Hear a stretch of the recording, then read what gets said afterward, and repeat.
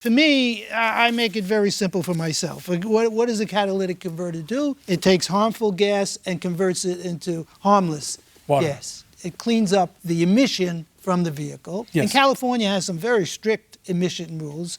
So why did you tell her to purchase a catalytic converter?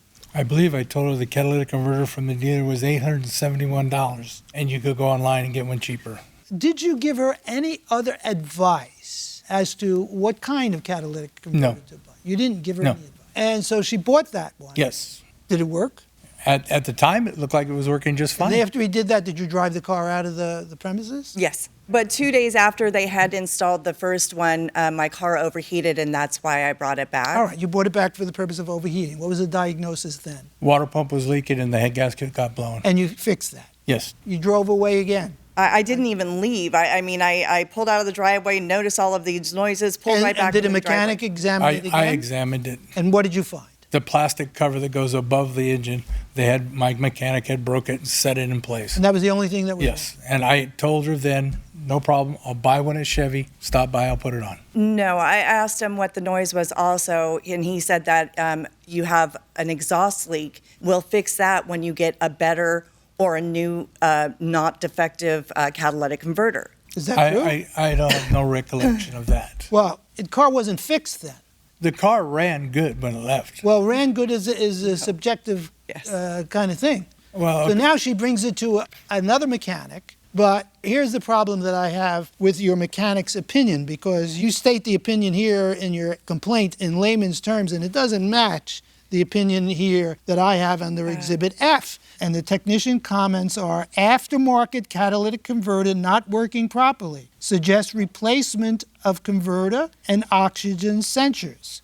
Okay? That's all he says. Right. There's nothing here that says that the repair shop informed me that an aftermarket catalytic converter was never going to work because of the new technology in the car. And therefore, you believe that the defendant misled you. Where did you come up with that idea? Yeah, it was verbalized to me, and I have no proof of that. Well, that's a problem. It also states that upon further inspection, he found that my engine was bad. All right, so someone else does an inspection afterwards, and the problem you have to do is to prove that the engine was bad from the very beginning when he made a diagnosis and charged you $2,000. Well, I mean, I don't know how I'm able to prove that in just four months that my engine would break. Well, the problem is that it's not a new car.